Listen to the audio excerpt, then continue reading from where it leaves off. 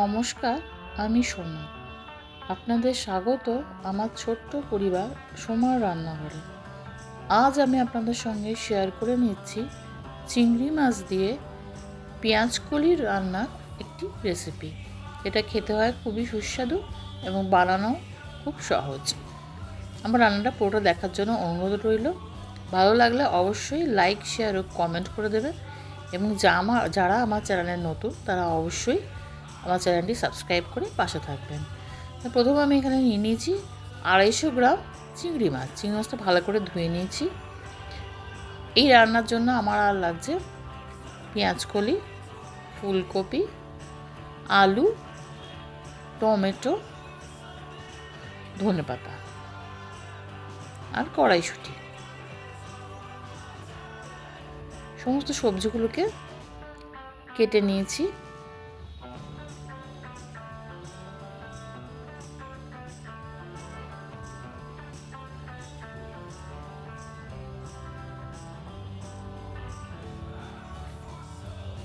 এবার চিংড়ি মাছগুলোকে হলুদ আর নুন দিয়ে ম্যারিনেট করে রেখে দিয়েছিলাম আধা ঘন্টা।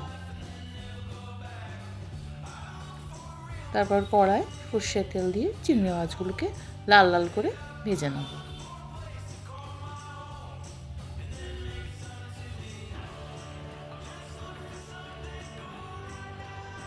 ভাজা হয়ে গেলে একটা পাত্রে তুলে নিচ্ছি। কড়াই দিয়ে দিলাম আর একটু সর্ষের তেল, 5 ফোড়ন। এবার একে একে সবজিগুলো ভেজে নেব। প্রথমে ফুলকপিটা ভেজে নিচ্ছি।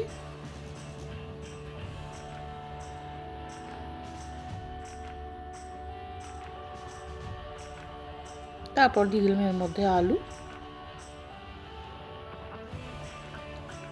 এবার কেটে রাখা আলু আর ফুলকপিগুলোকে ভালো করে নাড়াচাড়া করে ভাজছি।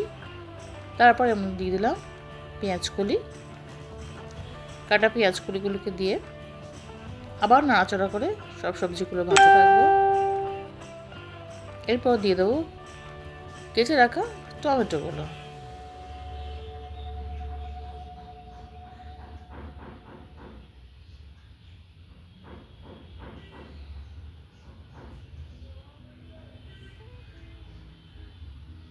তারপর দিয়ে দিলাম কুচানো ধনেপাতা।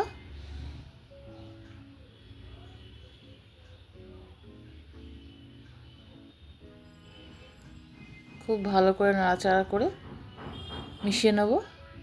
তারপর দিয়ে দিলাম কড়াইশুঁটি।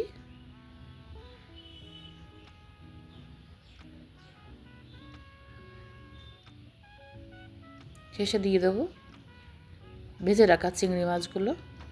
চিংড়ি মাছ যে রান্নাতেই পড়ে সেই রান্নার স্বাদ আলাদা মাত্রায় বাড়িয়ে দেয়, একথা আমরা সবাই জানি। তাই চিংড়ি মাছ দিয়ে পেঁয়াজ করে রাঁধলে খুবই সুন্দর লাগে খেতে। এরপর দিয়ে দিলাম অল্প পরিমাণ হলুদ, লঙ্কার গুঁড়ো, অল্প পরিমাণ চিনি এবং স্বাদ মতো নুন।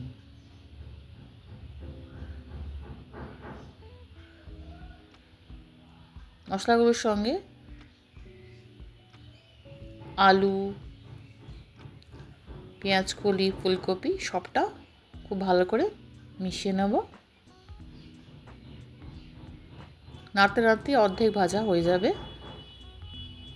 তাই খুব বেশি পরিমাণ জল দেবো না, খুব অল্প পরিমাণ জল দেবো এবং বারে বারে ঢাকা দিয়ে আমি রান্নাটা করে নেব।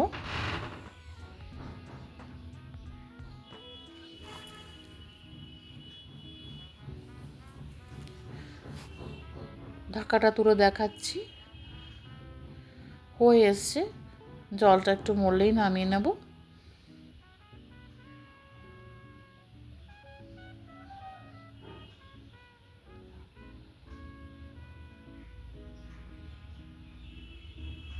ভীষণ সুন্দর লাগে, বাড়িতে অবশ্যই একবার বানিয়ে দেখবেন।